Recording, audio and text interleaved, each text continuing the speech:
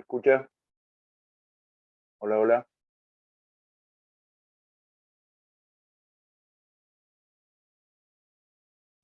Sí, se escucha, profe, hola.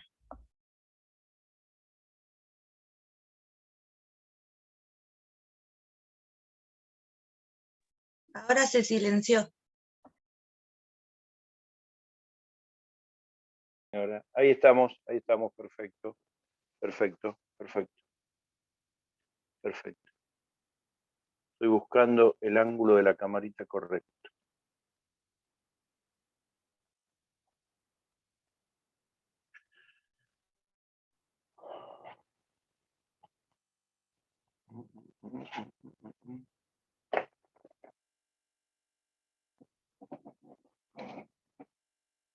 A ver.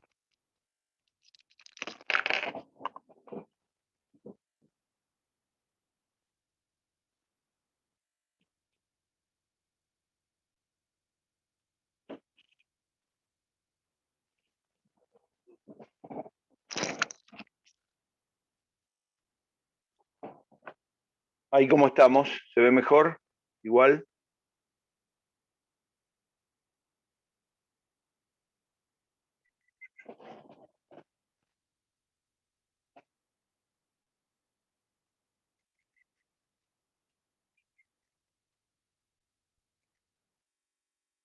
Bueno, voy saludando a los que tengo en el aula, son las 20:11, faltan un par de minutitos, pero aprovecho y los saludo. Les voy a pedir algo que me parece que van a compartir. Me gusta verlos y me gusta escucharlos, así que no hagan la de dejar la camarita apagada o oculta, porque eso me priva de verlos y de poder compartir una buena conversación con ustedes, como corresponde. Antes de entrar en tema, que el tema que yo tenía planificado hoy era completarles la unidad 2, que es Fuentes del Derecho Civil, en los puntos 4, 5, 6 y 7. Antes de entrar en ese tema y de darles la correspondiente palabra a ustedes, prefiero que me pregunten lo que consideran útil o interesante de lo que han estudiado hasta ahora.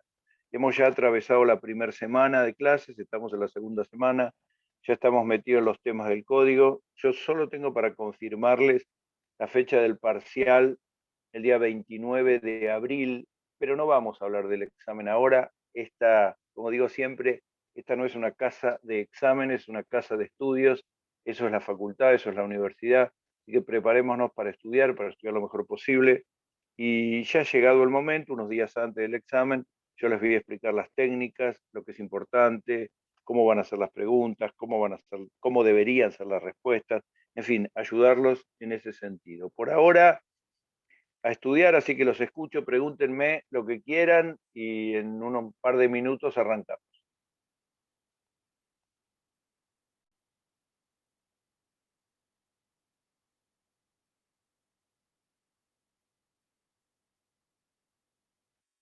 ¿Vienen bien con el material? ¿Vienen bien con el material, con los contenidos, con el programa? Hemos tenido alguna dificultad con el campus. De hecho, el campus parece que estuviera inactivo y hoy a la mañana me preguntaban algunos alumnos qué ocurría. Si entran en el campus, en la comisión campus virtual de ustedes, en la comisión 8, que es la que le corresponde a ustedes, van a ver que está el programa y después hay un punto que dice avisos, y donde dice avisos hay un tema inicial sobre la vigencia del Código Civil y abajo, luego de los videos, hay una serie de contenidos, pero sobre todo hay uno que es muy importante para esta unidad 2, que es el contenido que refiere a la jurisprudencia. No dejen de leer ese ítem. Nosotros los vamos a ir viendo más adelante, porque ese tema lo redacté con la intención de hacer una síntesis útil para el estudio de este tema de jurisprudencia. Los ayudantes alumnos, este año tenemos una novedad, que son un ayudante alumno a la mañana y otro a la noche. Están todavía poniéndose a tiro para poder acompañarlos a ustedes. Estimo que la semana que viene ellos van a tener contacto directo, les van a enviar un mail, van a subir temas al campus. Yo lo quiero tener esto sumamente activo. No hay por ahora que hacer ningún trabajo práctico, lo que hay que hacer es estudiar lo más que se puede. Ya saben que esto es una materia importante y quiero una participación activa de ustedes, así que tienen todo el derecho del mundo a preguntar lo que quieran. ¿Quieren que arranque con la unidad 2, como habíamos hablado? ¿Parece bien?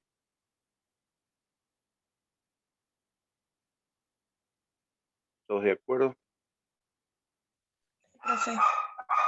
En la unidad 2 arrancamos en el punto 4, pero en vez de hablar del punto 4, voy a hablar del punto 5, que es el de jurisprudencia, parte de lo cual ya está escrito, está en todos los libros jurisprudencia, y yo tengo 4 o 5 cosas importantes para decir.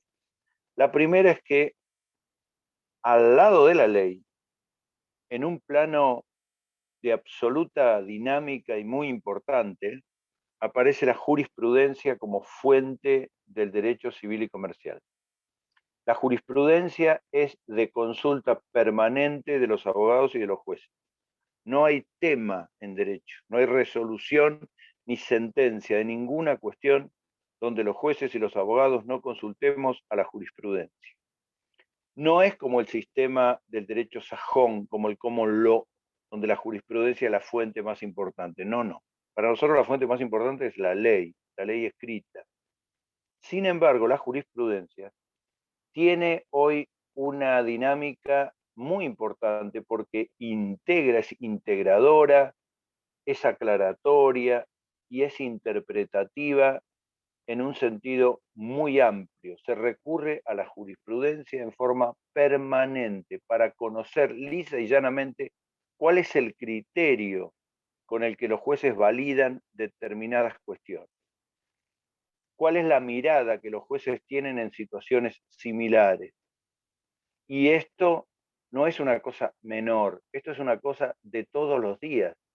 Ahí en el artículo que subí hay una síntesis de los 6 o 7 fallos más importantes que nosotros los abogados solemos usar, pero me quedo corto con esos fallos, porque seguramente hay otros mucho más importantes que vienen a cuento de cuestiones que en algunos casos han quedado de lado o han sido superadas quizá por la ley. Voy a poner un ejemplo, el primero que me viene a la mente, que es el caso Bahamondes. Fíjense que el caso Bahamondes, que lo conoce cualquier abogado que se dedica al derecho civil, es de la década del 90 y sin embargo lo seguimos mencionando. Es un fallo de la Corte que permitió a un testigo de Jehová negarse a una transfusión de sangre. Ustedes me dirán, pero eso ya lo sabía, ya lo escuché. Bueno, eso provino de la jurisprudencia y fue sentando un camino, un criterio, un punto de vista que ha sido con algunas disimilitudes, pero ha sido respetado por la mayoría de la jurisprudencia. Las instituciones médicas, sanatoriales, se han ido ajustando a este criterio. La ley ha respetado el derecho de la persona a negarse a un tratamiento de salud determinado, ha validado y convalidado el derecho de la persona a prestar el consentimiento, etc. Pero nombré este como podría haber nombrado cualquier otro. Estamos en presencia ahora de una ley que autoriza el aborto, la interrupción voluntaria del embarazo. Sin embargo, si prestan atención, hace unos años, nuestra Corte Suprema, a través del caso FAL, F-A-L, permitió que existiera la interrupción legal del embarazo en aquellas situaciones donde la mujer, por ejemplo, era víctima de una violación y resultaba entonces no punible interrumpir el embarazo en esas situaciones.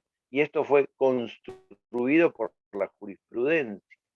Pero la jurisprudencia no es que los jueces crean derecho porque sí.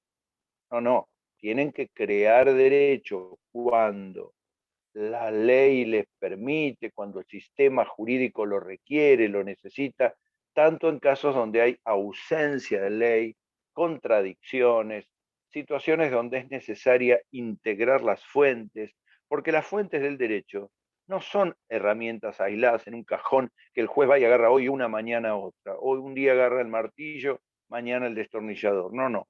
Las fuentes deben integrarse. Se llama diálogo de fuentes el sistema jurídico.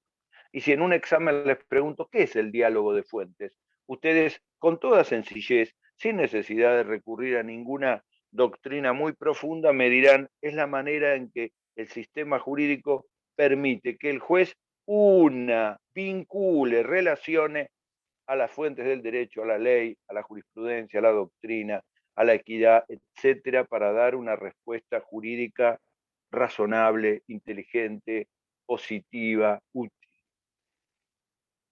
¿Qué tengo para decir, además de la jurisprudencia? Primero, que no es vinculante. Fíjense, parece una contradicción, pero para nosotros la jurisprudencia no es obligatoria. Es decir, ¿un juez puede apartarse de la jurisprudencia? Sí, muy bien. ¿Un juez civil, un juez penal, un juez laboral? Sí, puede apartarse de la jurisprudencia. Pero la jurisprudencia implica un criterio que tiende a mantener criterios importantes sobre una cuestión. Por lo tanto, respetar la jurisprudencia es respetar años de estudio y de análisis sobre un tema determinado. Por eso la jurisprudencia no es obligatoria formalmente, pero sienta un camino que muchas veces, en muchísimos casos, los jueces respetan. Los jueces miran permanentemente cómo la Corte Suprema se expide sobre determinadas cuestiones, cómo lo hace la Suprema Corte de la Provincia de Buenos Aires, los tribunales superiores, y va eso creando un camino, una huella que debe necesariamente tenerse en cuenta. Consultar la jurisprudencia no es de sábelo todo, al contrario, es de un abogado moderno que dice, bueno, la ley dice blanco, ahora, ¿cómo lo aplico en el caso concreto? ¿Cómo lo aplico en el caso concreto? Y esto se da en permanentes situaciones. A ver, ¿cuál es la mirada que se tiene en estos casos? ¿Por qué los jueces toman esta decisión? Yo le subí ahí un caso nuevo, muy nuevo, que ocurrió hace relativamente poco tiempo, el año pasado, cuando un abogado de Capital Federal, basándose en el derecho a proteger su vida, su persona, al derecho a reunión y a la libertad ambulatoria de la Constitución Nacional, presentó un habeas corpus contra el ASPO, el aislamiento que rige nuestro país desde hace más de un año. Presentó una acción legal y tuvo la justicia que expedirse sin ningún antecedente. Y esa decisión que tomó la Cámara Nacional sobre el aspecto determinó que era constitucional las restricciones a la libertad ambulatoria. Este criterio puede aceptarse o no aceptarse, pero lo cierto es que ya empezó a formarse camino, empezó a formarse criterio. La jurisprudencia es creadora y muy útil cuando no hay antecedentes sobre una determinada cuestión. Ahí es donde aparece una misión importantísima de la jurisprudencia, llenar un vacío. Un ejemplo que suelo tener muy en cuenta y que lo reitero, es que la ausencia de leyes sobre temas como el alquiler de vientres o fertilización asistida y, y determinada posibilidad o embriones, ha hecho que la jurisprudencia fuera creando criterios. Entonces cualquiera, además es de consulta amplia, generosa. Hoy uno puede por internet entrar en un portal y esto lo hacemos los abogados todos los días.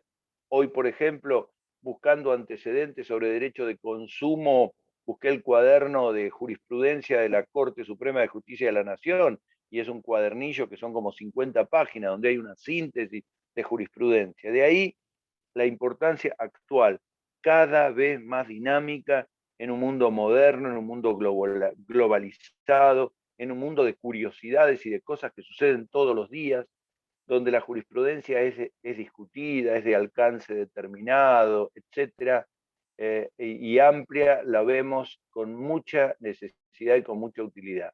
Les pido, por favor, que tengan en cuenta lo que subimos, pero aparte comprender y entender esto de que la jurisprudencia es muy importante, pero no es obligatoria. ¿Para quién no es obligatoria? ¿Para los jueces? Exactamente. El juez puede apartarse de la jurisprudencia, crear una jurisprudencia que modifica los fallos anteriores. Sí, señor. Mire qué bien. ¿Y eso qué puede implicar? Bueno, un cambio de paradigmas, un cambio de principios, un cambio de reglas. También es una buena mirada para los legisladores. Permanentemente los jueces, cuando están resolviendo casos donde hay ley, donde no hay ley, aclaran. Los legisladores deberían crear una ley sobre este aspecto. A falta de ley, tengo en cuenta, bla, bla, bla, bla. Y ahí es donde aparece la jurisprudencia en una misión creadora muy útil. Siento además que tengo que decirles que los métodos de unificación que pide el programa de la jurisprudencia son en nuestro país escasos. En el mundo, la jurisprudencia tiene dos métodos de unificación. Ustedes me dirán, ¿para qué unificar la jurisprudencia? ¿Para que todos los jueces piensen igual?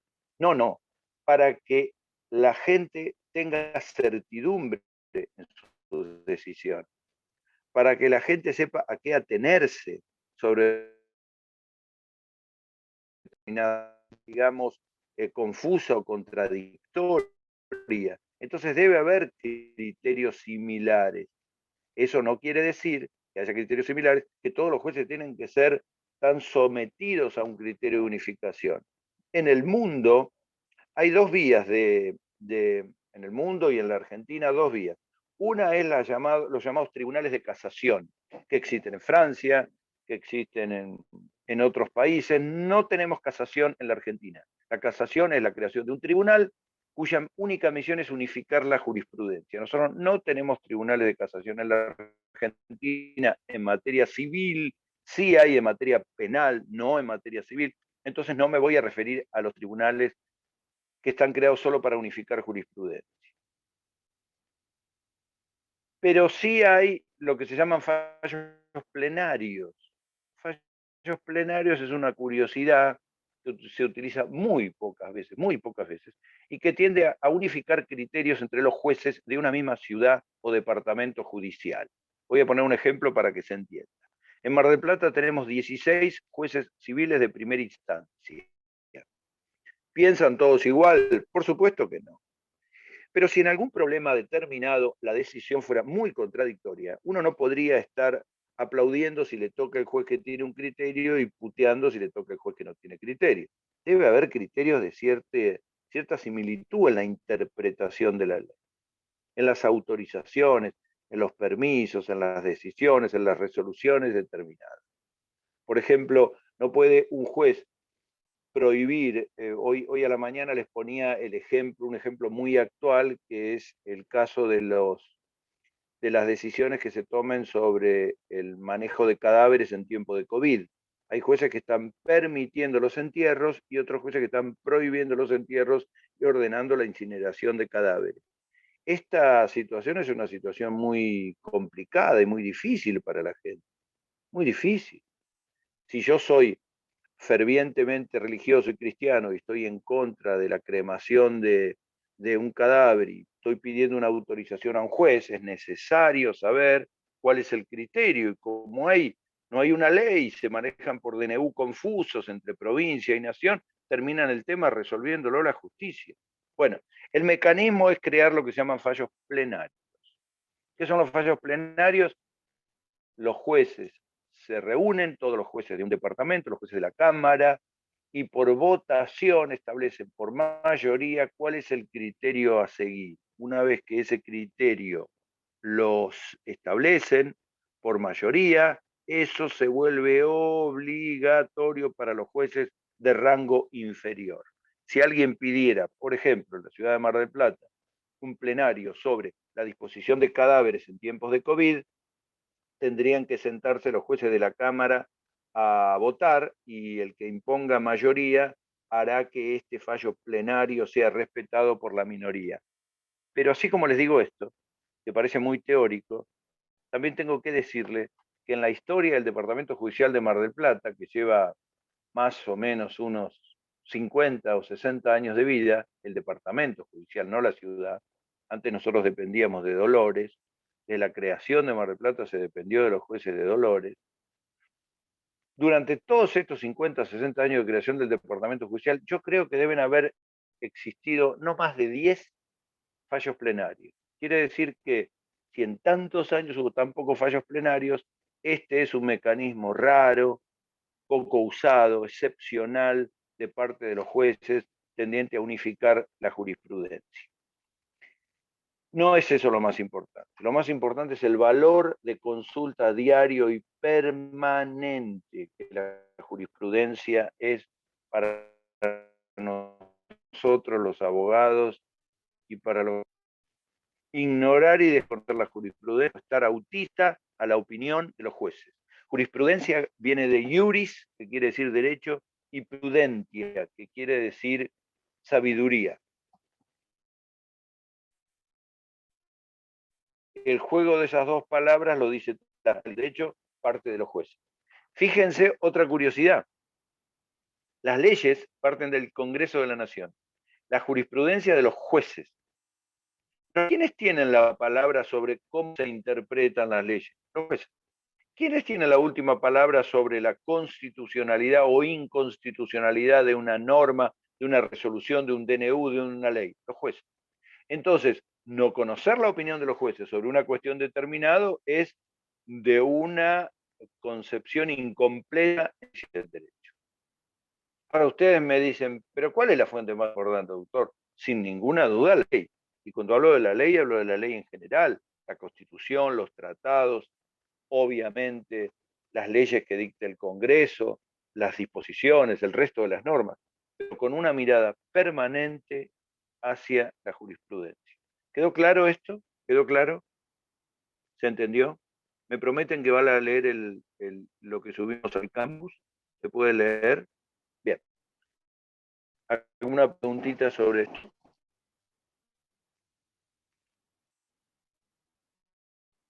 Escucho alguna buena pregunta.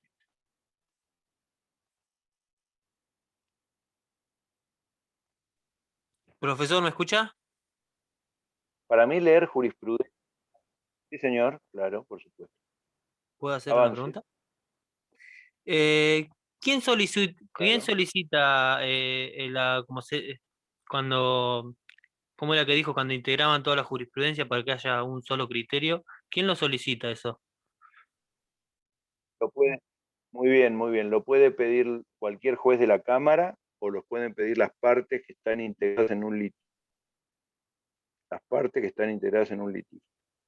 Voy a darte un ejemplo de algo que viene generando los últimos días un rum rum respecto a la necesidad de un fallo plenario. ¿Cómo se pagan las deudas en dólares cuando uno dispone de pesos?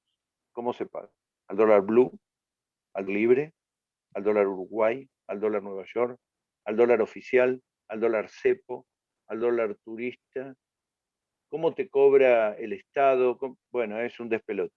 Entonces es necesario que la gente tenga certeza, que tenga certidumbre, porque hablar de la igualdad, hablar de la paz, hablar del valor del derecho es también adoptar criterios. Veámoslo en dos ejemplos que les va a gustar. ¿Vieron la sensación de injusticia que ustedes tienen cuando ven un partido de fútbol y ven otro partido exactamente igual y la misma escena, un juez cobra penal y el otro dice, no pasó nada acá? Y ustedes dicen, pero ¿cómo está calcado? No puede ser este criterio. Bueno, esto es lo que les trato de explicar. Los jueces tienen que establecer criterios más o menos similares para que la vida de todos nosotros sea ordenada. Se lo puse en un ejemplo deportivo, pero ustedes me entienden lo que quiero decir. Pero vamos a un ejemplo más jurídico. Un accidente de tránsito donde una persona cruza el semáforo en amarillo. ¿Cómo consideran esta conducta?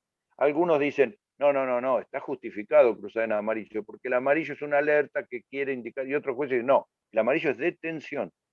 Si la persona cruza en amarillo, salvo que esté terminando de cruzar, entonces esa diferencia de criterios en la interpretación del semáforo amarillo en un cruce de una calle determinada puede llevar a conclusiones completamente distintas. Dejemos de lado que la gente maneja para la miércoles, no es ese el punto es cómo se interpreta la conducta que la persona tuvo frente a la alerta que implicó el amarillo. ¿Hizo detención? ¿No hizo detención? El exceso de velocidad. Bueno, infinidad de temas, infinidad de cuestiones en materia de familia, en materia sucesoria, en materia de bienes, en materia de internación de personas. Es permanente la mirada de la jurisprudencia. ¿Te quedó claro? Bien. El punto siguiente, después vamos a volver al 4, es doctrina. Así como, miren qué curiosidad, así como las leyes salen del Congreso, ustedes me dirán, y los DNU salen, bueno, pero eso es una excepción, la Constitución permite, el Poder Ejecutivo, pero las leyes en su mayoría salen del Congreso. El Código Civil salió del Congreso. Y la jurisprudencia emana de los jueces, la doctrina emana de los abogados, es decir, de los estudiantes o de los estudiosos, perdón, del derecho que se llaman juristas. Los abogados estudiosos de los temas jurídicos se llaman juristas. Y en academias, en congresos, en conferencias, en jornadas, todos los años. El año pasado fue suspendido por la pandemia, pero los abogados, ahora cada 2 años, docentes y profesores y estudiosos, se reúnen, y yo he participado con mucha suerte y con mucha alegría en jornadas nacionales de derecho donde discutimos qué cosas creemos que se deben modificar, qué cosas deben crearse. Llevamos ponencias. Yo llevé en el año 17 una ponencia al Congreso Nacional de Derecho Civil en La Plata, que se hizo en un teatro hermosísimo que es el Coliseo Podestá en la ciudad de La Plata. Llevé una ponencia sobre la necesidad de crear una ley sobre las famosas ONG, las organizaciones no gubernamentales, que aunque ustedes no lo puedan creer, no hay ley en la Argentina sobre las ONG, por razones políticas, administrativas, lo que diablos ustedes quieren. Bueno, llevamos una ponencia, se discute, se debatan, generalmente dura una semana. Bueno, esa mirada de la doctrina, que no es ni más ni menos que los estudios que se hacen sobre el derecho, suelen volcarse en libros. Rivera, por ejemplo, que es el libro que ustedes consultan, es uno de los doctrinarios más reconocidos en materia de derecho civil y comercial. El profesor Stiglitz, el profesor Gianvías, que bueno, falleció hace unos años, el doctor Alterini, que también falleció, el doctor Belucio, el doctor Lorenzetti, que a la vez también es juez de la Corte, han sido personas que han estudiado el derecho y han volcado criterios. Y esos criterios no son fuentes obligatorias, pero sí muy importantes en las consultas. Los jueces echan una mirada, y los abogados también, a la doctrina, porque es una manera de analizar cómo piensan los estudiosos del derecho. Es como si alguien me dijera, soy estudiante de medicina, estuve leyendo los libros de Favaloro. Ah, consultaste la doctrina científica de la medicina. Acá hay una doctrina científica del derecho, una mirada del derecho.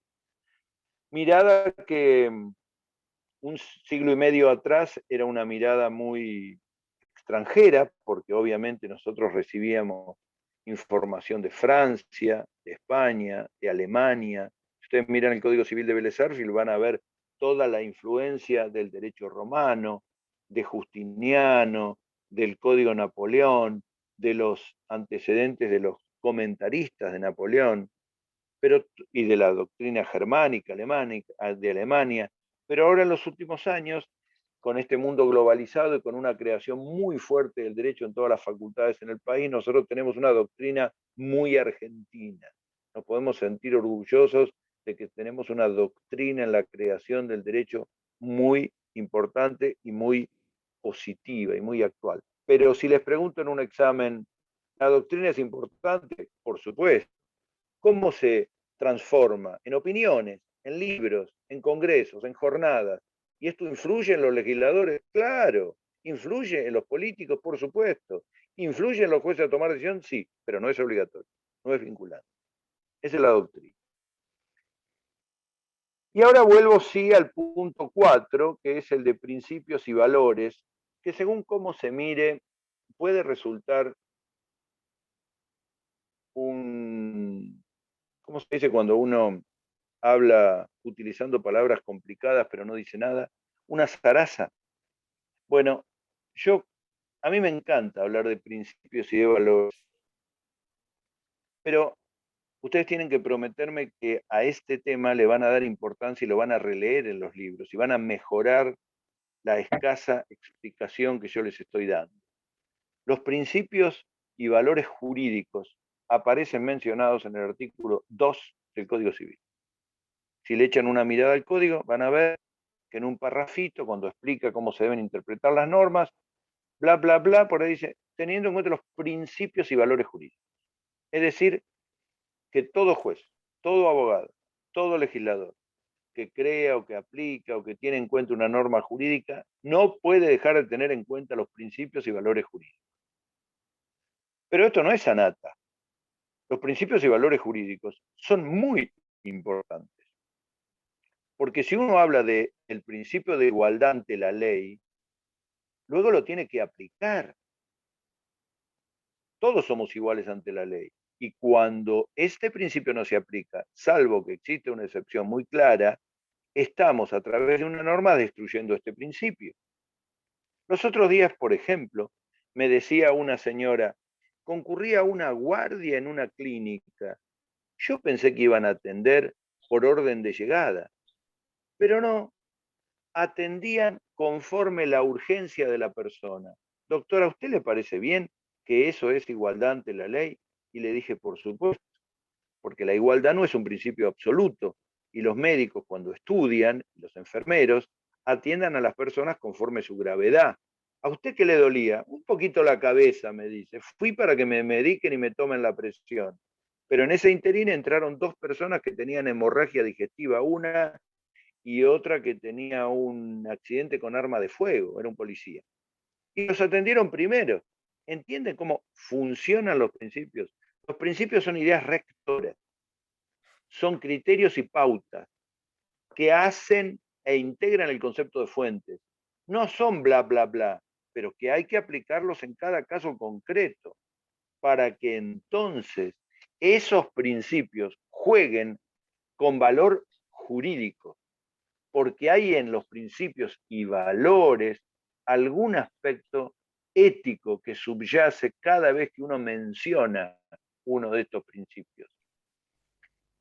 El código menciona, creo que son los artículos 7, 8 y 9, el principio de buena fe, el principio de inexcusabilidad, que quiere decir que la ley se presume conocida. Más adelante se habla del principio de libertad de las formas, el de igualdad ante la ley, el de que la capacidad se presume y es la regla para toda persona. Todos estos principios y muchos otros no vienen de un día para el otro, no los inventó ni Macri ni Alberto Fernández. Estos principios vienen de construcciones jurídicas del derecho romano y quizá de antes. A nosotros nos enseñaban en la facultad principios en latín. Por ejemplo, el famoso pacta sunt servanda. Nos decían pacta sunt servanda. Y era una regla que, no sé, de tremendo uso, porque quiere decir, en la traducción al castellano de ese latín antiguo, quiere decir, somos siervos de lo que firmamos. O dicho en otra forma, debemos respetar aquello que contratamos, que aceptamos. Yo siempre pongo un ejemplo absurdo. Voy y compro un alfajor, me lo como y cuando termino de comer le digo al señor, no me gustó, ¿no me devuelve la plata? Y como va a decir, señor, usted es un imbécil. No, no soy un imbécil, simplemente no respeto el principio de que soy siervo de lo que pacté. Ya está, ya es tarde. ¿Tengo autonomía de la voluntad? Claro que la tengo, hasta el momento en que asumo una obligación y debo respetarla. Bueno, todos estos principios no son meras frases, meras declaraciones. Se aplican en casos concretos. Tienen validez concreta. Entonces, ¿por qué lo ponemos en este ejemplo? ¿Por qué, perdón, en esta unidad? Porque quiero decirles que conforme al artículo 2, los principios y valores jurídicos son fuentes del derecho. los jueces recurren a estos principios y los tienen en cuenta. Algunos de estos principios aparecen mencionados en la Constitución o en las leyes. Otros pueden provenir del derecho natural. Otros pueden provenir, miren, me encantan las reglas no escritas, que ustedes habrán leído en las famosas costumbres, pero también son reglas. Bueno, los principios y valores que aparecen dispersos, que no están a veces enumerados todos y a veces sí, son de uso permanente, tanto como fuentes del derecho como para interpretar las cuestiones que se vislumbran cada vez que existe un conflicto. No hay diferencias muy nítidas entre principios y valores, porque alguno podría decir, pero no es lo mismo principios que valores, ¿no? No, reflexionen un poco sobre las palabras. Los valores parecieran ser ideas, yo les diría, axiológicas. Hay cierto criterio de sustento moral cuando uno establece un valor. Uno podría decir el valor solidaridad, el valor bienestar general, el valor prosperidad, el valor justicia. Afianzar la justicia que está en el preámbulo de la Constitución, el respeto al valor vida. Bueno, estos son valores. Y como tal, esos valores luego bajan, casi deontológicamente bajan, y el derecho los aplica en criterios determinados. La protección al patrimonio, el respeto a la propiedad privada, el respeto a la intimidad, el principio de buena fe que les admití hoy, son principios. Pero por eso, para no hacer una disquisición intelectual entre principios y valores, con buen criterio, nuestro Código Civil en el artículo 2 menciona los principios y valores jurídicos. Como hablé mucho, me estoy secando la voz y voy a tomar agua, les concedo la palabra para que debatamos este tema. ¿Se entiende esto?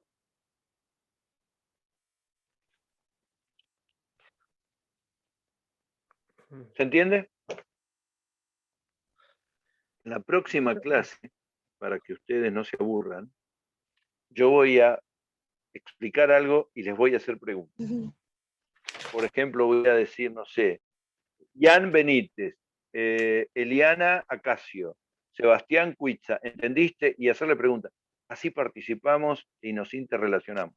Porque si no, el día del examen va a tener monólogos. Si yo no quiero un monólogo de profesor, esto va dedicado exclusivamente a ustedes, no a mí.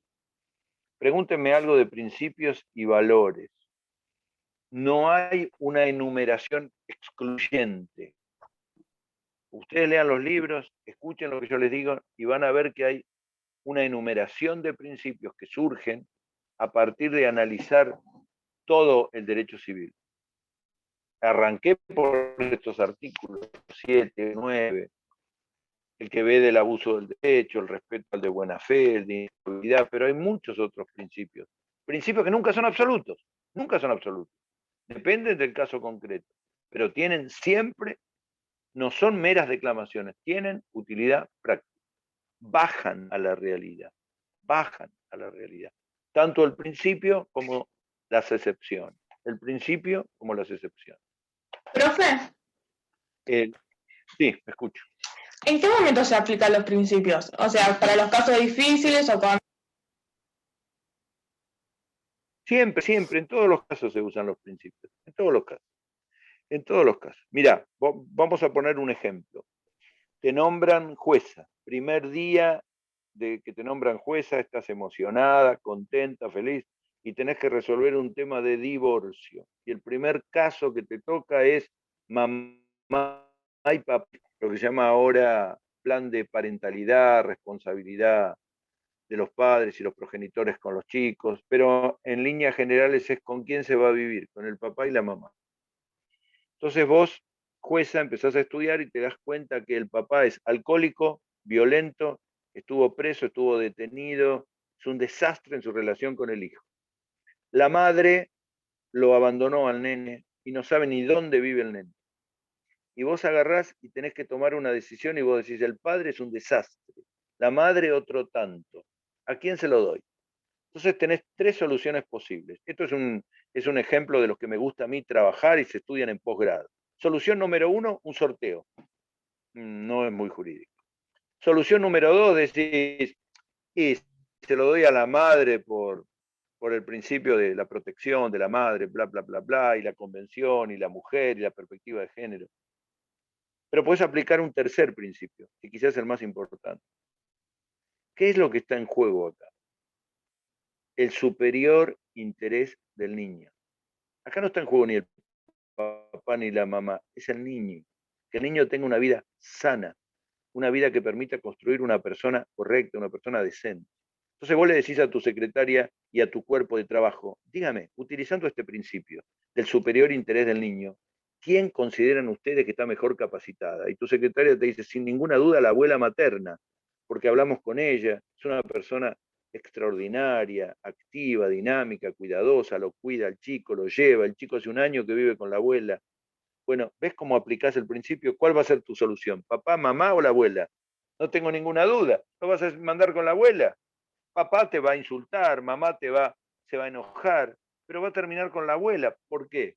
Porque llevaste a la práctica un principio rector que te dijo el superior interés del niño. Pusiste al niño primero, no a la madre o al padre. ¿Se entiende? Entonces, aplicar un principio es utilizar criterios, ideas rectoras del derecho en un caso concreto. ¿Cuándo se aplican? Siempre. No solo los casos difíciles. Desde los casos difíciles hasta los casos simples. Por eso el juez dice, bueno, tengo una ley que me dice esto, tengo una jurisprudencia que me sostiene lo otro, tengo una doctrina que me apoya en esto, y hay principios que me respaldan. Listo, listo. Porque el papá puede decir, pero yo soy el papá, ¿qué carajo tiene que ver la abuela? Perdón la mala palabra, pero creo que fue apropiada. Y la mamá va a decir, yo lo tuve en mi cuerpo durante 9 meses. Bueno, ahora no sé ni dónde vive, pero yo soy la madre. No, no, va a decir el juez. Si no tengo claro, y vos me vas a decir, ¿y dónde sale ese superior interés del niño, doctor? ¿O lo inventó usted? No, sale de la Constitución Nacional. En el artículo 75, inciso 22, está la Convención de los Derechos del Niño. Que la Convención de los Derechos del Niño no es llevarlo a McDonald's al nene, no, no.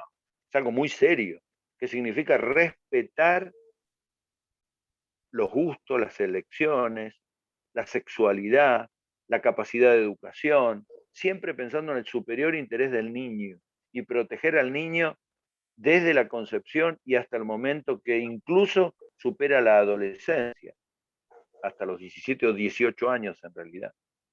Esto es como se aplica un principio. A veces, dicho así como yo te lo expreso, es fácil, pero a veces es más complicado. Mira, hay una película hermosa, recurro a las películas cuando las películas me sirven para los ejemplos, que se llama Kramer versus Kramer. Es una película, preguntale a tus padres, vas a ver que se van a acordar, con Dustin Hoffman y Meryl Streep de hace unos 20 años. En esa película, es una película americana donde se discute precisamente este tema, con la particularidad que tanto papá como mamá eran excelentes, excelentes como padres para tener la custodia legal del niño.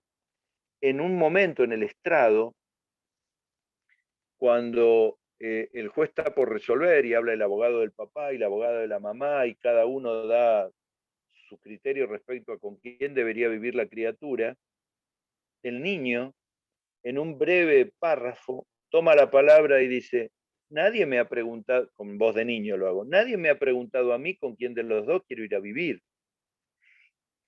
Esa película, si bien tiene como 20 o 30 años, en realidad la tomo porque en la Convención de los Derechos del Niño se respeta y se consulta cuál es el criterio del niño a la hora de tomar una decisión así. Los jueces están obligados, no un nene de un año, por supuesto, pero a partir del momento que el nene tiene criterio, tiene concepto y puede opinar y puede contar 6, 7, 8 años, qué es lo que a él le parece que es el mejor criterio, con quién se siente mejor, con quién se angustia. Todo esto por ponerte un ejemplo de cómo se llevan a la práctica los principios.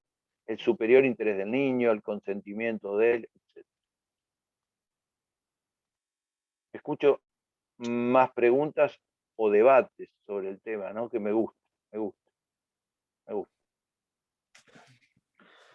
Yo puedo preguntar algo, o sea, Siempre es necesario aplicar todos, o sea, recurrir, que el juez tenga que recurrir a toda o a cada una de estos elementos que tiene, o solamente cuando tiene alguna duda sobre y no encuentra una ley específica para resolver.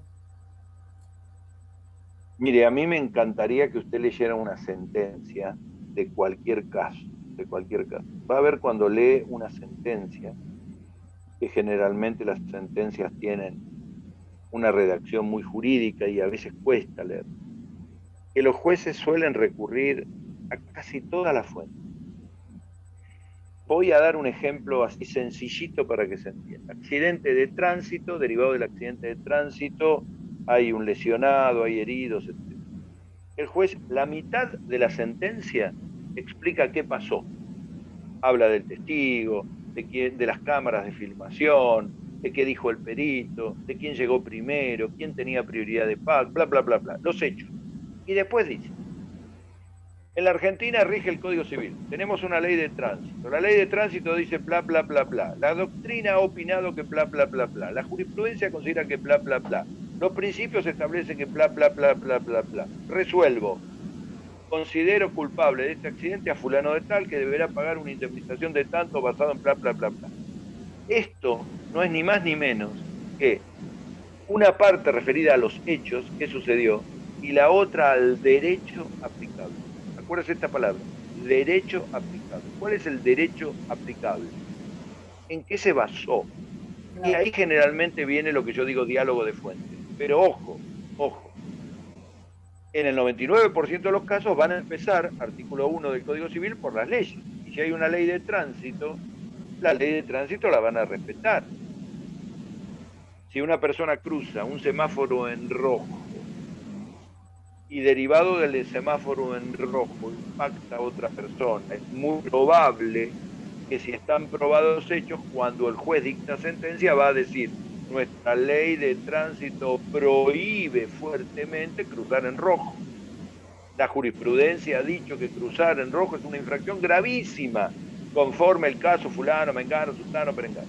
La doctrina dice que no puede nunca dejar de sancionarse que cruzó en rojo, bla, bla, bla, bla. Con lo cual lo que están haciendo las fuentes es, las está reuniendo para conformar los cimientos de su decisión. Está bien. Y hablando de la palabra cimientos, como si la arquitectura me sirviera o la ingeniería para esto, yo creo que los verdaderos cimientos del derecho son ni más ni menos que los principios y valores jurídicos. Hay alguien que tiene activado el audio, si por favor lo puede mutar un cachitín. Muchas gracias. Muchas gracias y volvemos a la normalidad. ¿Entienden un poco lo que digo? No se asusten con la idea de que los jueces resuelven teniendo en cuenta todas las fuentes, porque no hacen una ensalada. Toman las que les van resultando importantes para su criterio, para su decisión. Ahí es donde está el tema. Donde se ven complicados es cuando no hay ley, cuando la jurisprudencia no resulta clara. Yo participé, no sé si les conté hace poco, en un debate sobre el tema de la libertad de vientre. Entonces me preguntaban y les decía la libertad, perdón, el alquiler de vientres, disculpen. Entonces yo decía, a ver, ¿cuál es el criterio que debemos sostener? Porque decían, es injusto que una mujer preste su cuerpo para engendrar un hijo de otra persona. Bueno, pero si la mujer lo acepta, no es su propio cuerpo, ¿por qué podríamos prohibirlo? Y podríamos prohibirlo si hay dinero de por medio, correcto. Entonces, bueno, el juez puede autorizarlo si existe solidaridad, si existe beneficencia, si existe amistad, si está acreditado todo eso. Bueno, entonces eso va creando una jurisprudencia y una doctrina, y estas se van uniendo para que cuando vuelva a repetirse un caso, el juez diga, pum, corresponde esta situación o esta otra situación. Así es como funciona. Ya va a ver en la medida en que vaya viendo temas de derecho, tanto lo que le guste, derecho de familia, derecho penal, derecho civil, derecho de consumo, obligaciones, contratos, etcétera, todas las construcciones que se van haciendo para analizar cada uno de estos temas. Aquel que solamente lee la ley, para mí está tuerto, el derecho lo está viendo con un solo ojo. Y por supuesto, el que lee jurisprudencia tiene antes que nada echar una mirada y decir, a ver la ley, ¿qué es lo que pasa aquí? Una pregunta que suele hacerse de examen es cuáles son las fuentes obligatorias o vinculantes. Bueno, naturalmente la ley en sentido amplio, muy bien, la Constitución, los tratados, las leyes del Congreso, los DNU, los reglamentos, muy bien. ¿Y qué más? La costumbre. La costumbre, la esencia de ley o la costumbre referida por la ley es una fuente formal, vinculante, obligatoria para el juez. El juez no puede, por ejemplo, decir, a pesar de que la ley de tránsito prohíbe cruzar en rojo, bueno, es una buena persona, nunca le pasó antes, así que se cruzó en rojo, bueno, lo voy a eximir de... No, porque está el juez yendo en contra del sistema jurídico. El juez nunca puede estar en contra del sistema jurídico o en contra de la ley, salvo que haga una construcción razonable donde diga acá hay dos leyes que se contradicen. Y a veces cuando pasa esto, la sentencia puede ser descalificada por una corte o por un tribunal superior, por arbitrariedad, por inconstitucionalidad, etc. Bueno, ya expliqué algo de jurisprudencia, algo de doctrina, algo de principios y valores. Me quedaría el punto 7, si les parece el punto 7. El punto 7 es, como toda caja de herramientas, y recurrir a las fuentes del derecho, esa caja de herramientas. En el punto 7 pusimos 3 o 4 o 5 fuentes. Perdón. Sí, escucho.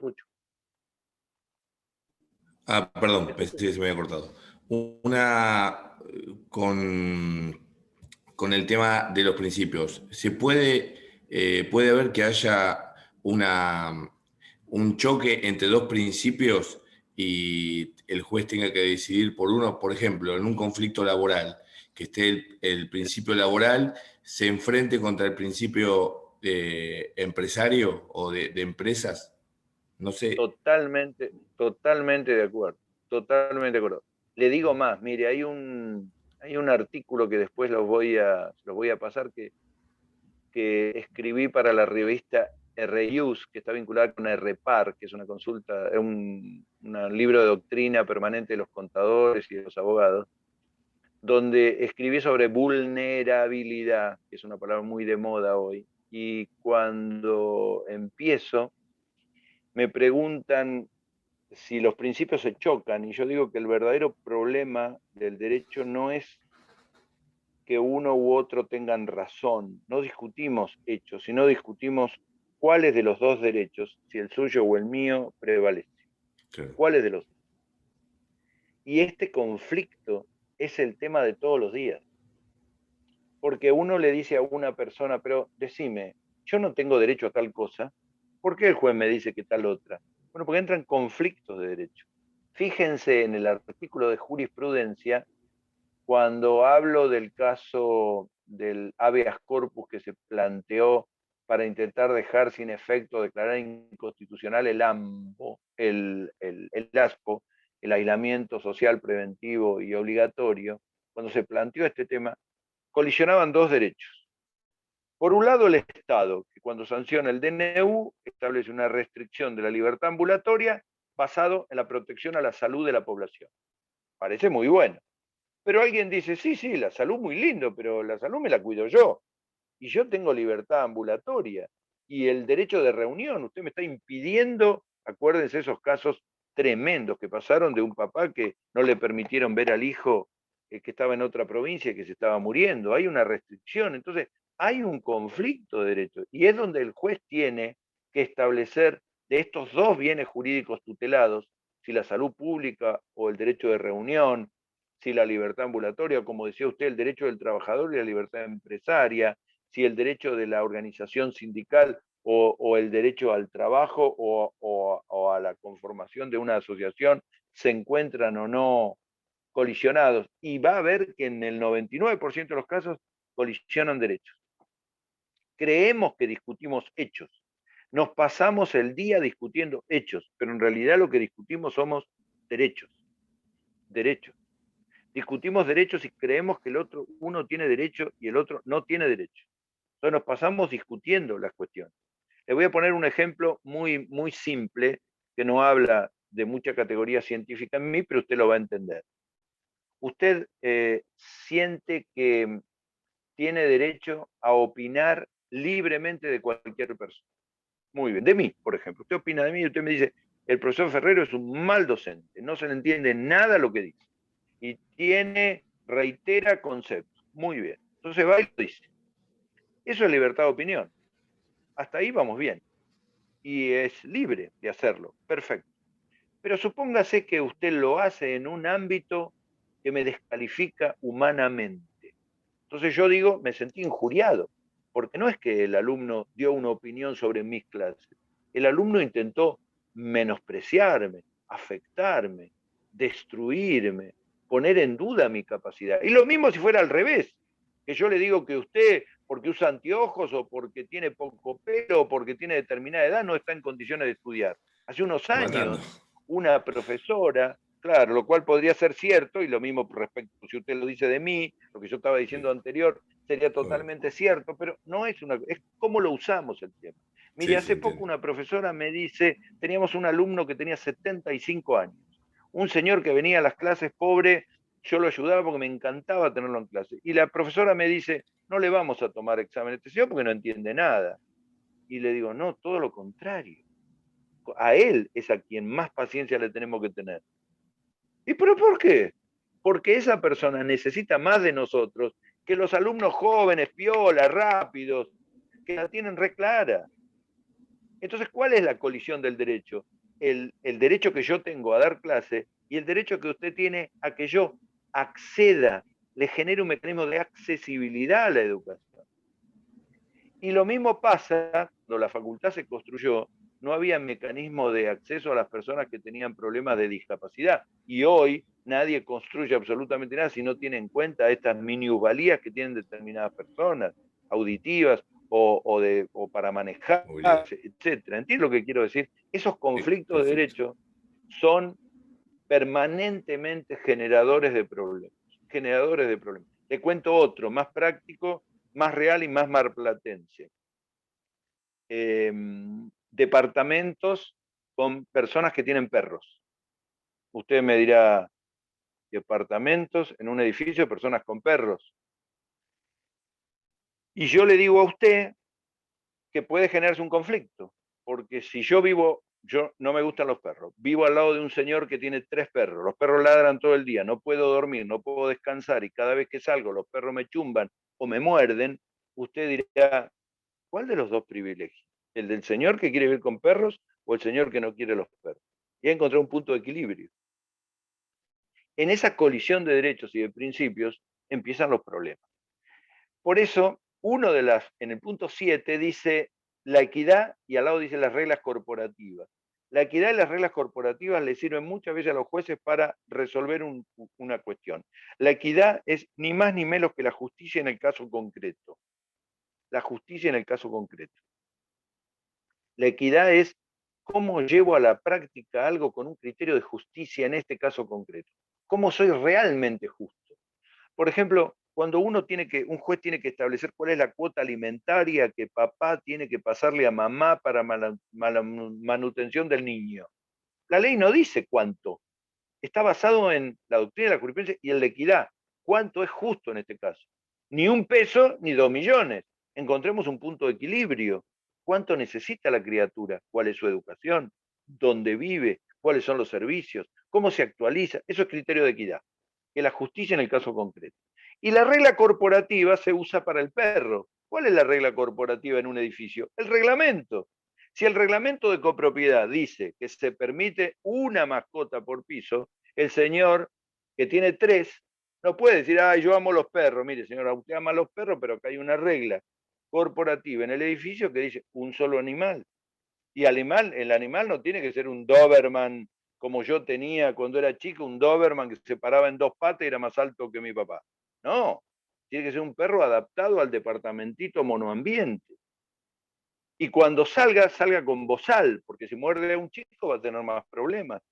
¿Entiende cómo es la mecánica de todo esto? No está diciéndole el sistema jurídico, señor, no tenga perro. Adapte a la situación que corresponda, a la regla que adoptó, al criterio de equidad, al criterio de justicia. Bueno, los otros 2 puntos, subpuntos de la unidad 7 son derecho comparado, reglas de experiencia, autonomía de voluntad. Voy a decir 2 palabras de cada uno. Seguramente los libros están más desarrollados y más piolas que yo. Derecho comparado. El derecho comparado es una fuente de permanente consulta por los jueces, aunque le parezca mentira en casos muy puntuales, que es cómo se ve esto en otros países. Leer la jurisprudencia en Estados Unidos, o en España, o en Francia, le da cierta calidad a la decisión del juez, pero no es obligatorio. No es obligatorio.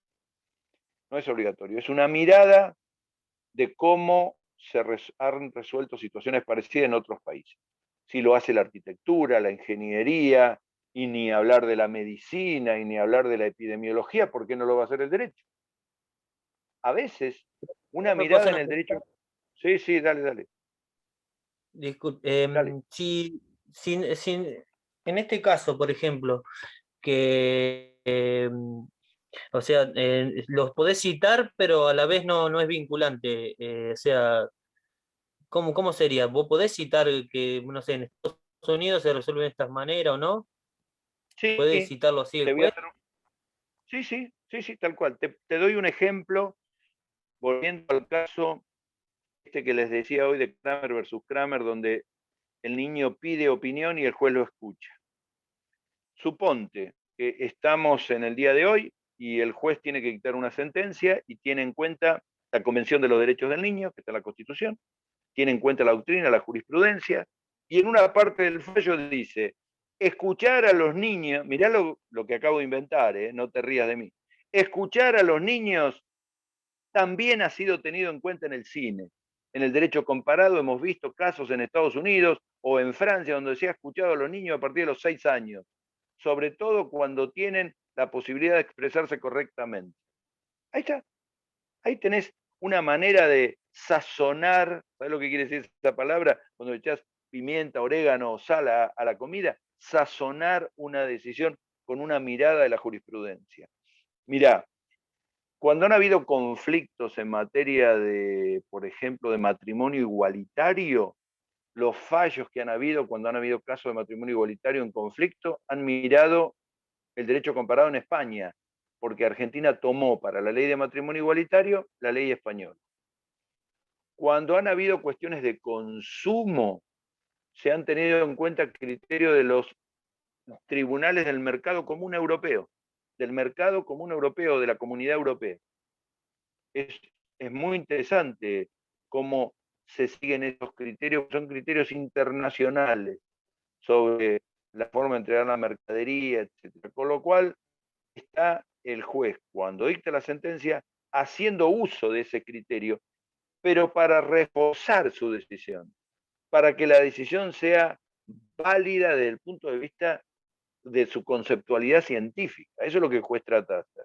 No es el juez un militar que impone criterio y dice, a partir de ahora a las 7 de la mañana se levantan todos. No. Está estableciendo un criterio que viene del derecho. Y el derecho es una ciencia social, pero ciencia al fin.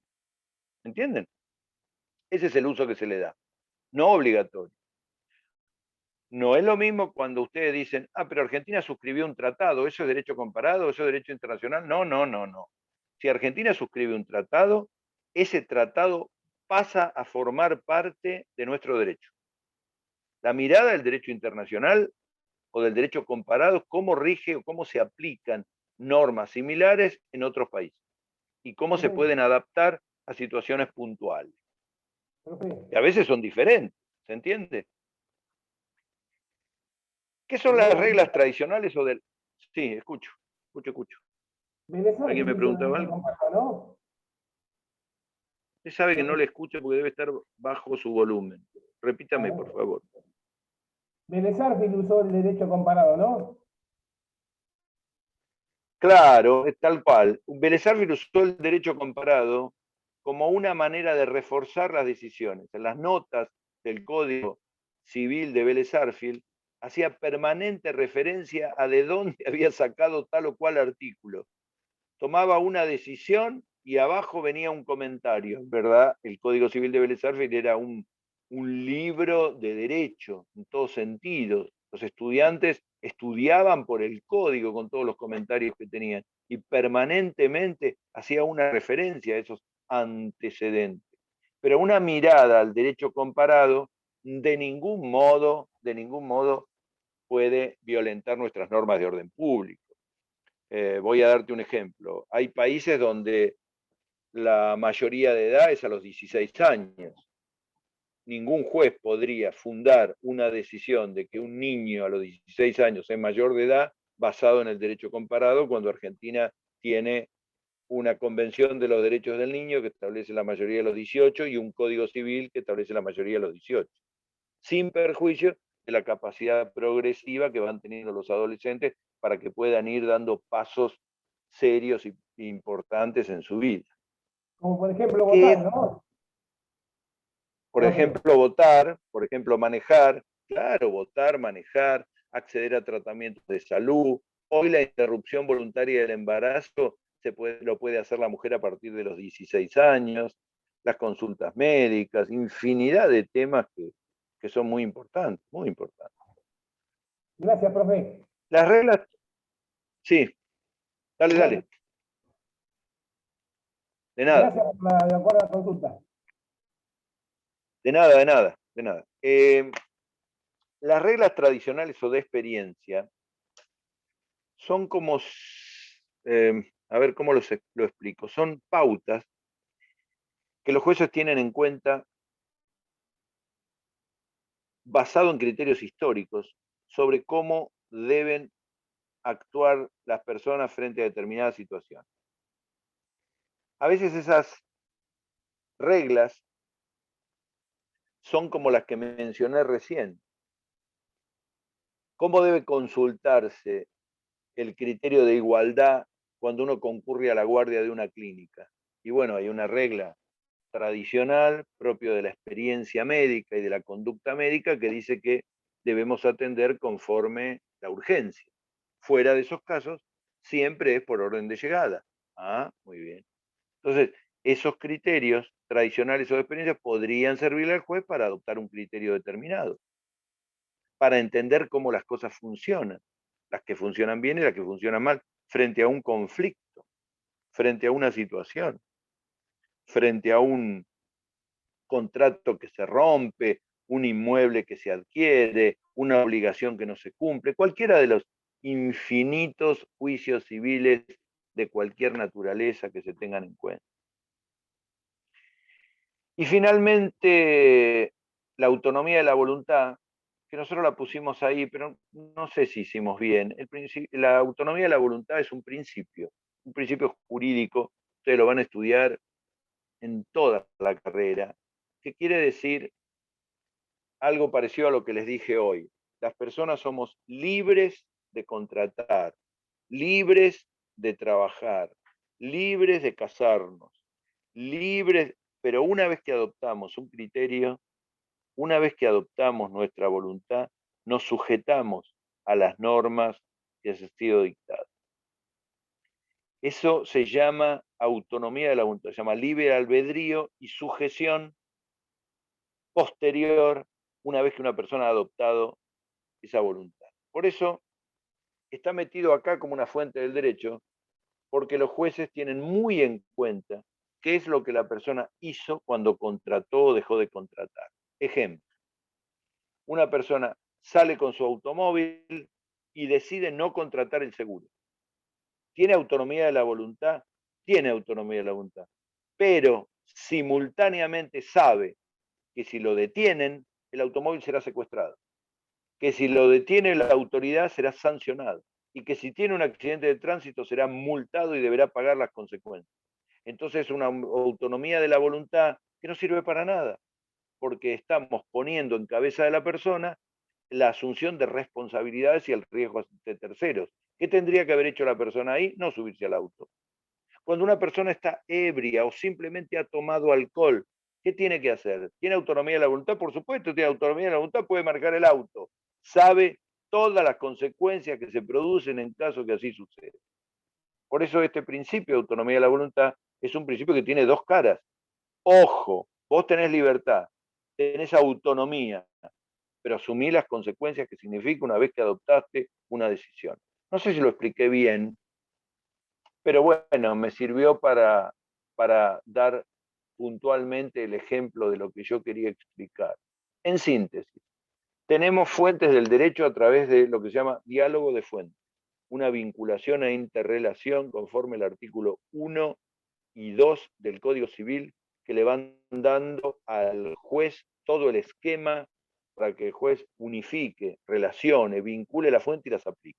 Sin ninguna duda, como cierre de esta unidad 2, la fuente más importante en esta jerarquía de las fuentes es la ley, en sentido general, empezando por la Constitución y los tratados, siguiendo por el Código Civil, las leyes que en consecuencia se dicte y todo el plexo de normas creadas. Las normas pueden ser de dos formas, las reglas escritas, que son las leyes en general, o las no escritas, que es la costumbre. La costumbre es esa fuente dinámica o escasa, tradicional o no, pero donde las personas asumen que determinada conducta tiene valor jurídico y las asumen como tales. Esas son las fuentes obligatorias o vinculantes. El resto de las fuentes son de uso permanente, continuo, se relacionan directamente, hacen amplitud de criterios cuando el juez tiene que adoptar una posición blanco o negro. La jurisprudencia, la doctrina, a mí me gusta mucho la equidad, los principios y valores, etc. No dejen de mirar el libro, los ayuda.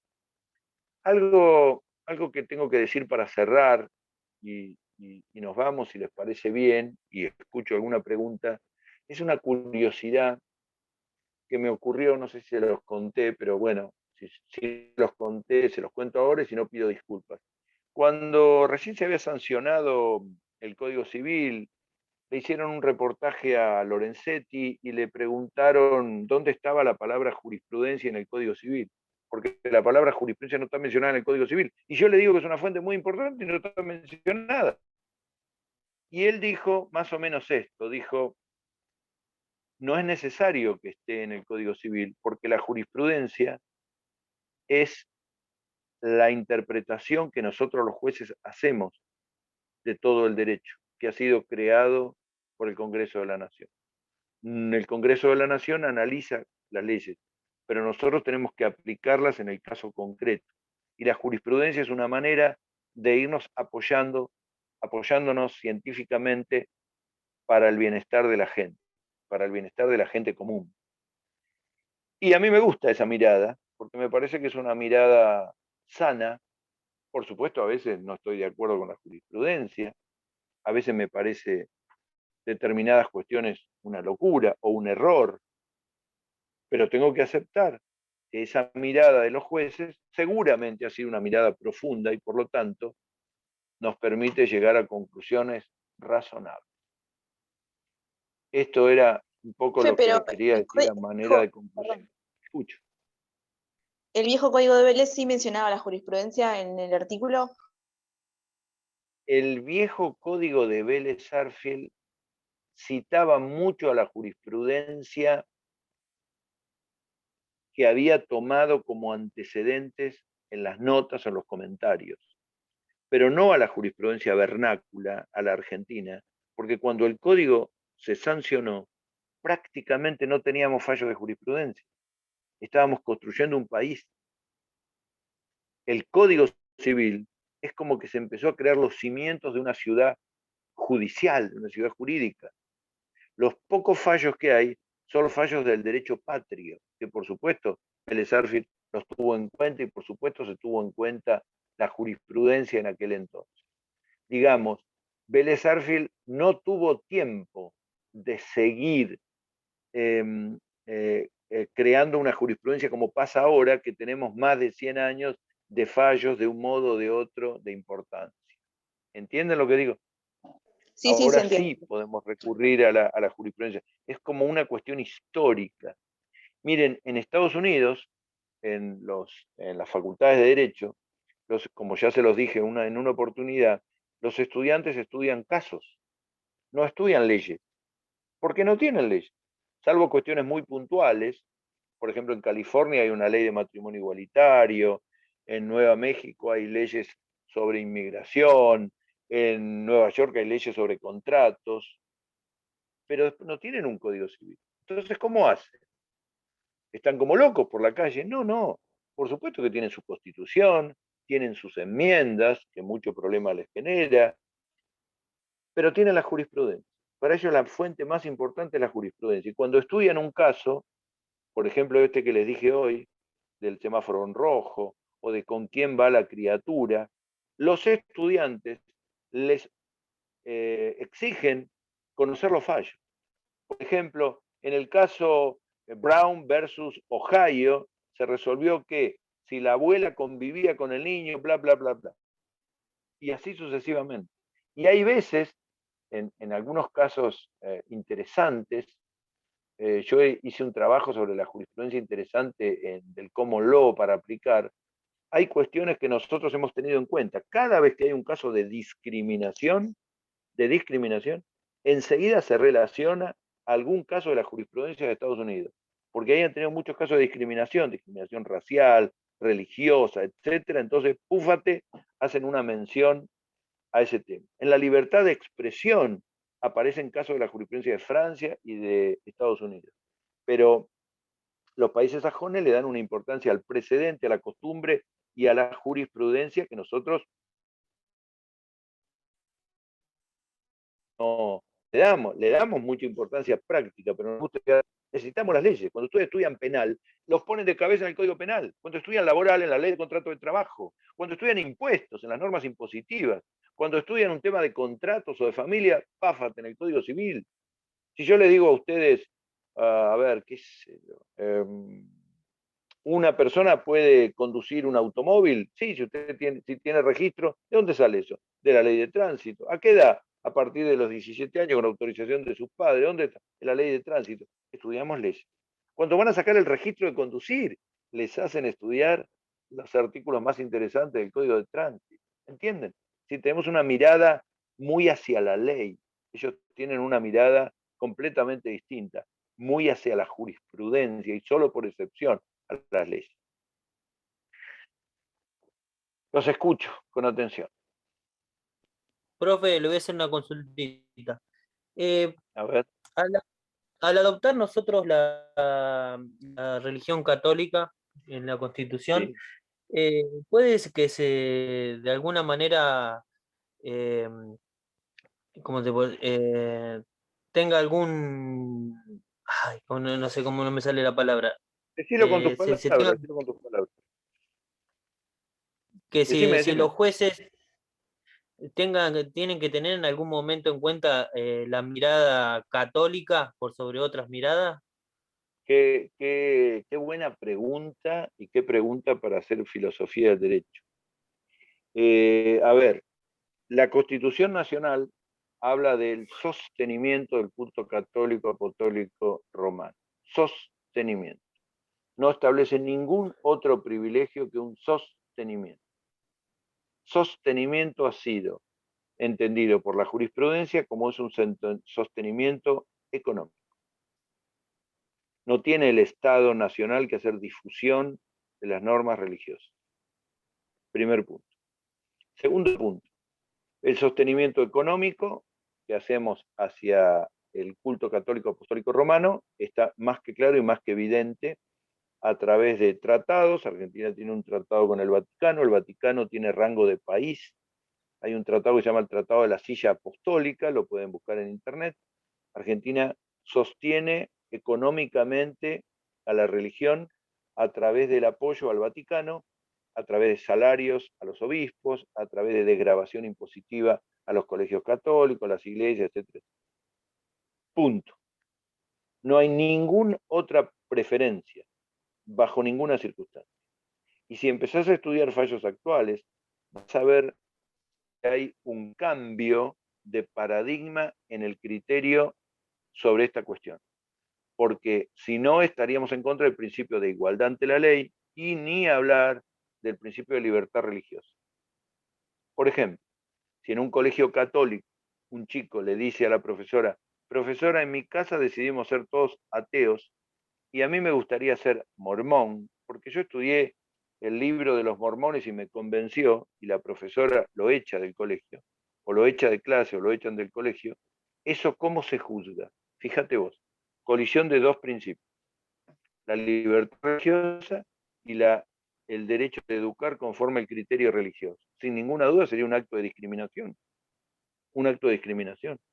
Ahora, vos me dirás, aplique ese mismo criterio, profesor, en un conflicto político. Bueno, sí. Supongamos que una persona va a una clase, cualquiera de ustedes, y viene con una esvástica en la remera. Y además, cuando habla, profesa el autoritarismo, la segregación racial, etcétera, del nazismo. Yo no puedo permitir que eso suceda. Inmediatamente voy a parar la clase y voy a decir que no puedo tolerar esto, porque esto va en contra de los principios y valores constitucionales, de los valores que establece nuestra Constitución. Pero cuando habla del culto católico apostólico romano, solamente habla de sostenimiento, o sea, mani mani. Esto no va en contra de la religión de cada uno. Profeso la libertad religiosa absoluta. Otros países son más inteligentes. Yo en Estados Unidos he contado, paseando en una ciudad pequeña en Estados Unidos, 16 cultos religiosos diferentes. Cada uno de ellos tenía una iglesia muy similar. Cada uno recibe donaciones, subsidios, beneficios de forma muy similar. Bueno, Argentina se ha liberalizado esta cuestión y hoy ustedes encuentran en cualquier ciudad cultos de los más insólitos. Entren en el registro del Ministerio de Relaciones Exteriores y Culto y van a ver la cantidad de asociaciones religiosas que hay. Pero nuestro Estado solamente sostiene al culto católico apostólico romano, pero de ninguna manera genera ninguna preferencia, ningún privilegio, ningún beneficio adicional, en ningún criterio, en ninguna mirada de ninguna índole. ¿Se entiende? No sos mejor por ser católico, ni sos peor por ser de otra religión, ateo o agnóstico.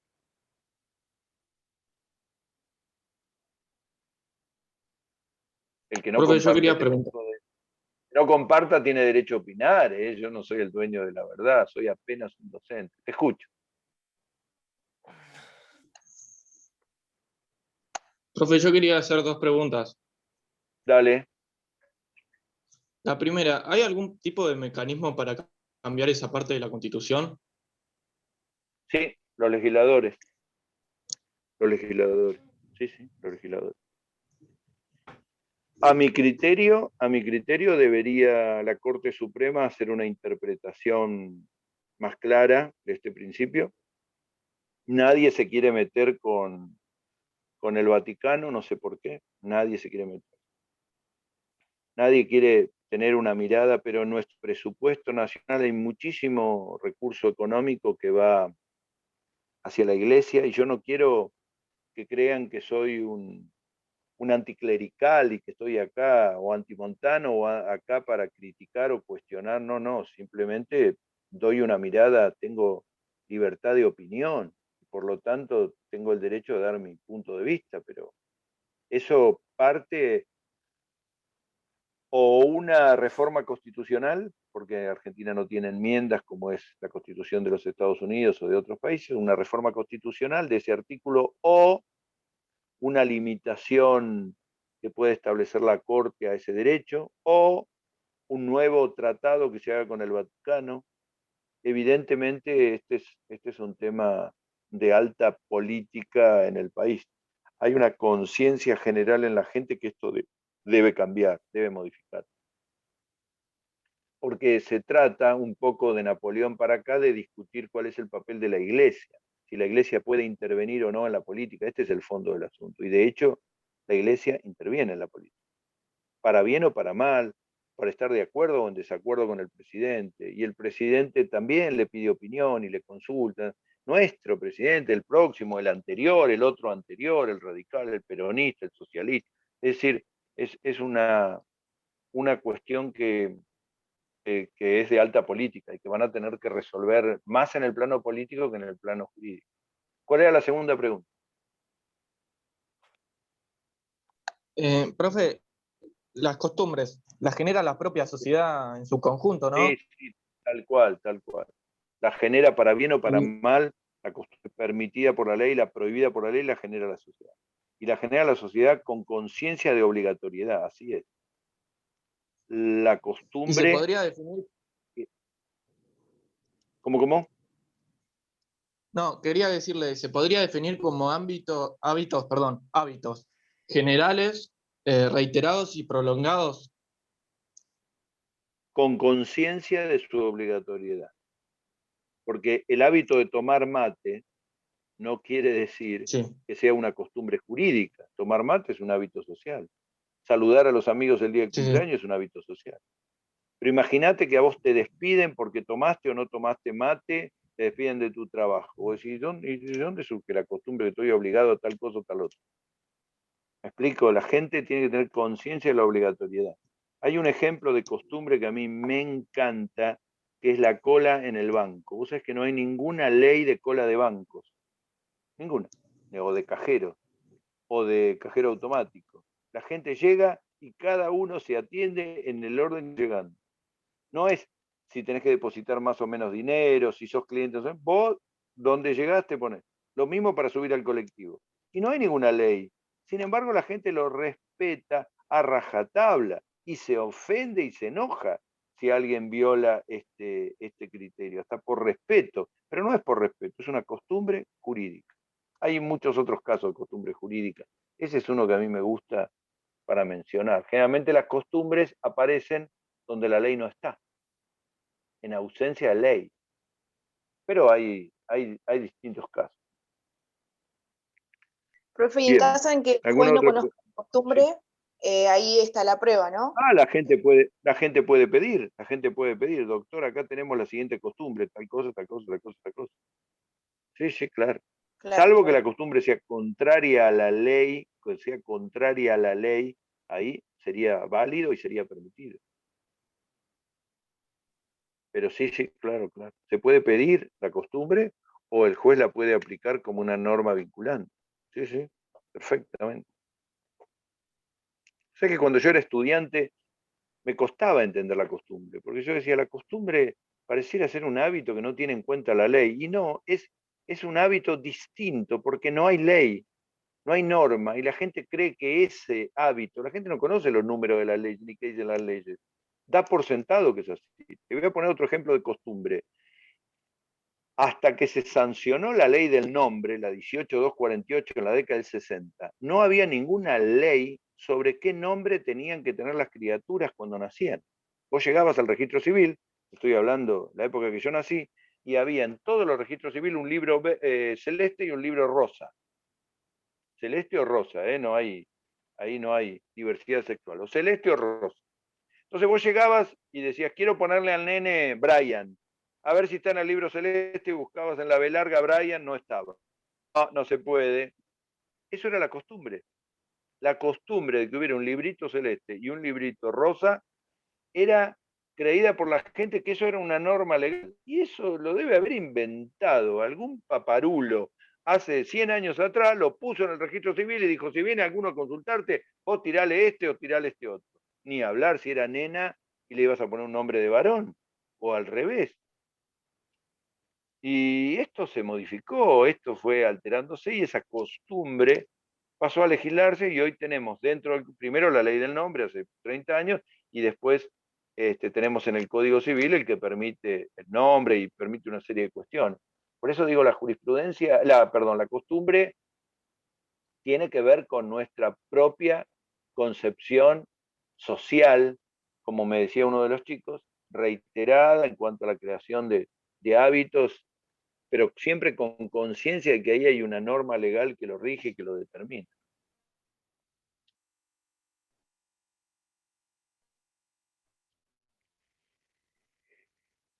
¿Algo más? ¿Alguna cosita más? ¿Algo que quedó pendiente? Nos podemos ir yendo, tranquilos. Los saludo a todos, les mando un abrazo. Hasta mañana. Chao.